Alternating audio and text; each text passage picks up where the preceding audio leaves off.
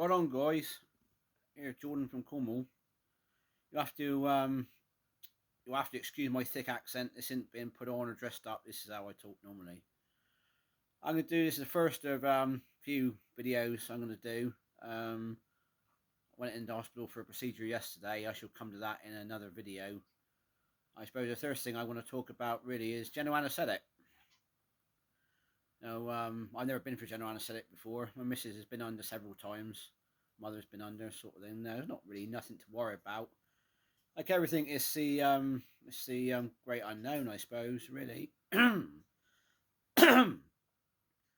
read up on core and Reddit. A lot of people will say, "Oh, it's like being switched off and switched on again." They say being put to sleep, and it's not being put to sleep. It's the medical terms is really an induced coma as such. So anyway, I was quite nervous. Anaesthetist come round, and he was a lovely chap. He sort of really put you at ease. And I sort of explained I wanted to have my cannula in my left hand because I've got a bit of arthritis in my right hand.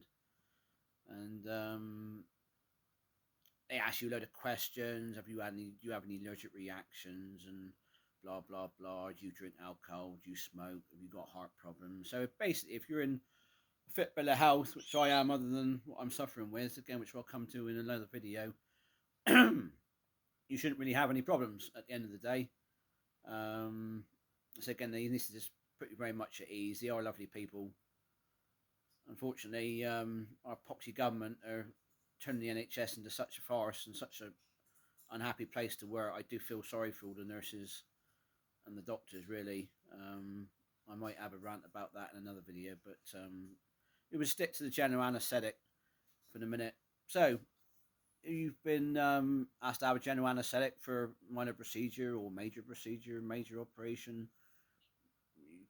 Could be anything really, sort of thing. No, they've obviously opted to give you minor general anaesthetic as opposed to epidural.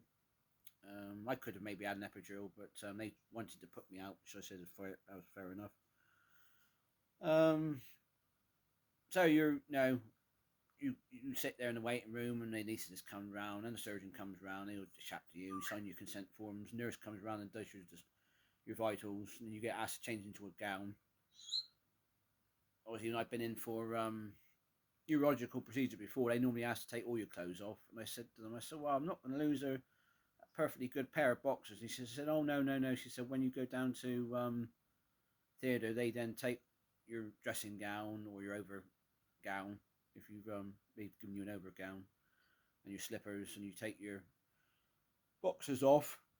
Obviously, ladies, I think they tend to recommend that you don't go wearing skimpy thongs or G-strings, which are not the easiest things to peel off when you're trying to get prepped in the anaesthetic bay. So your Bridget Joneses might be a little bit more beneficial on a day like that. This is obviously from a male perspective. I'm only going really on what my wife's been told in the past. So anyway, you just sat there waiting. They'll come for you. They'll take your things to a locker, so that's all safe. It's all tagged. So I wouldn't recommend bringing wallets and such like to hospital. I brought my phone, but again, it's all locked away safe, so you haven't got to worry about anything going walkabouts. They then take you down to theatre waiting bay. Then basically, where one of the anaesthetists will come up and ask you more questions. And these are all questions you've already answered. If you're taking a child down, obviously they'll be asking the parent or the guardian. I hate to think what children must be thinking in these sort of situations, sort of thing, because it's it was quite unnerving for me as an adult. Really, it's not a lot really that tends to bother me, but obviously, like everything, it's a great unknown. Because I've never been down with general anaesthetic before, but the anaesthetist put you very much at ease. They give you a pillow, but everyone has their own pillow. But anyway, they walk you down to I don't know what other hospitals are like, but you don't get taken into the operating theatre at Trellis, which is in Cornwall. They have a couple of separate anaesthetic rooms. So you don't you don't have to see the operating theatre. Obviously, you're going in under epidural. You are going to see the operating theatre initially until they put the screens up. So anyway, they lead you down to the anaesthetic room, where they they give you another bag and take your slippers, and you obviously put your sexy stockings on beforehand. They'll take your underwear off you, obviously, and your dressing gown or overgown, and undo your gown. So basically, you're lying there on the operating table, naked, down on with just a gown covering you, basically. And they put a heated blanket over you, so you're quite comfortable, and then they put your IV in, and blood rate, pulse monitor, blood pressure monitor, and the heart monitor's on your chest, and then they just sort of put you at ease. The anaesthetic rooms at Trelisk are decorated with, I suppose, sea life, I suppose, is any way to describe it. I felt it quite therapeutic, actually. I like aquariums and sea life sort of thing, and I think for children it could quite well be beneficial to them as well. So the anaesthetist, I'm going to put in something to make you feel groggy. Gone are the days seem to be when they do pre-meds like you used to see on Holby City. I think if you're very, very agitated and very wound up, you might get a pre-med before you go down, but I think that's quite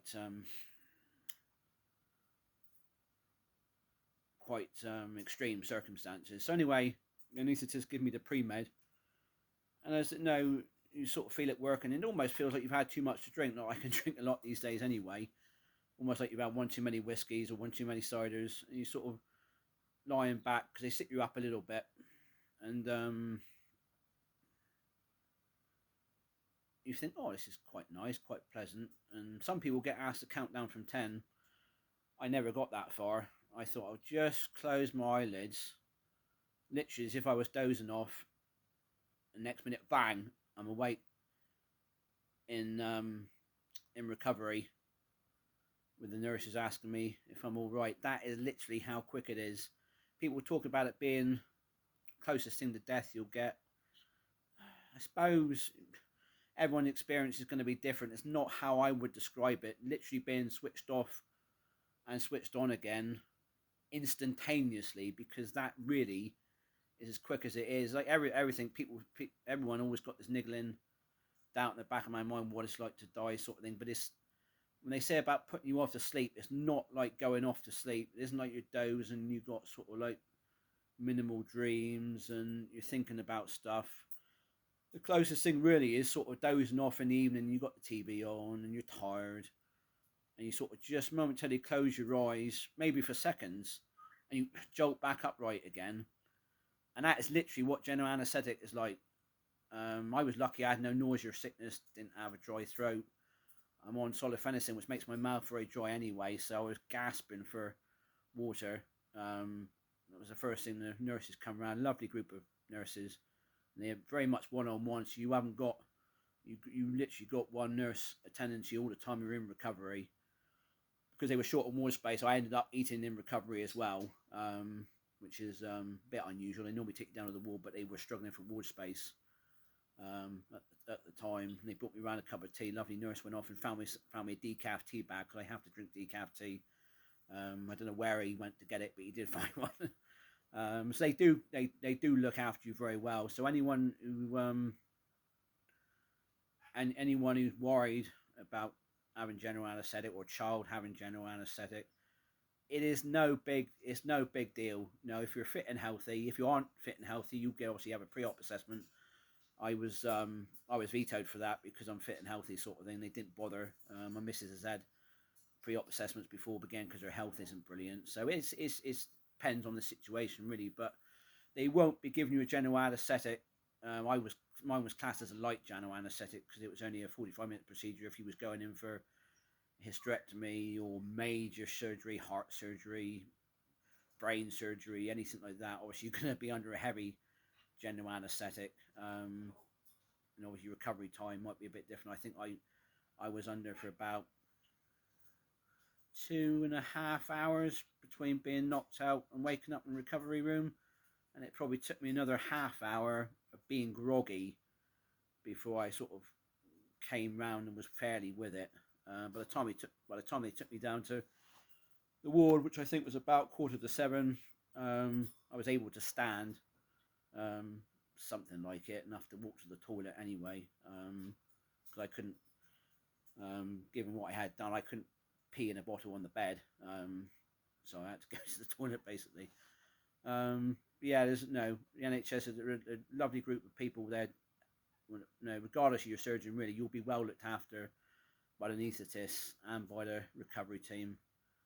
Um, yeah, so just really no, it's just not too much out there really, other than writing about general anesthesia, anaesthetic.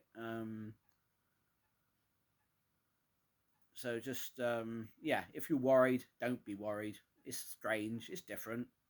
I wouldn't worry about having general anaesthetic again. I was more worried about the procedure, to be honest. That was about the anaesthetic, but it wouldn't bother me at all. Um, it is until you've experienced it. It is very strange. No, yeah, it is. It is very strange. I said like I had no problems. No, some people feel nauseous and stuff. Some people have a dry throat. So some people's recovery may be a little bit more aggravated than mine was, maybe. But yeah, I no.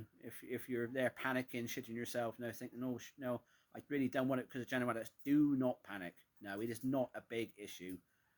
No, so no. If you're going in for a procedure that's got rest, it will be the procedure which will cause you problems, not the general anaesthetic. And there are very, very rare cases of people being supposedly aware during theatre, but they can normally tell your heart monitor and in these cases extremely, extremely rare, where people have either felt something or heard something during theatre sort of thing. No, and it tends to be extenuating circumstances. Um, People have had trauma at their light amounts of anaesthetic. You can read all this online from more experts, but I just wanted to give my own personal experience really. I know a lot of you men out there don't like going and getting treated for stuff. I will go into this from my other videos. I said no, because they're afraid of what's going to be done. But no, we pay for an NHS system, and it is a good NHS system if they only put more money into it. Yeah, so hopefully, guys, you might make you feel a bit better, guys and girls, if you're watching this. Um, yeah, don't worry, it all comes good in the end. June, bye.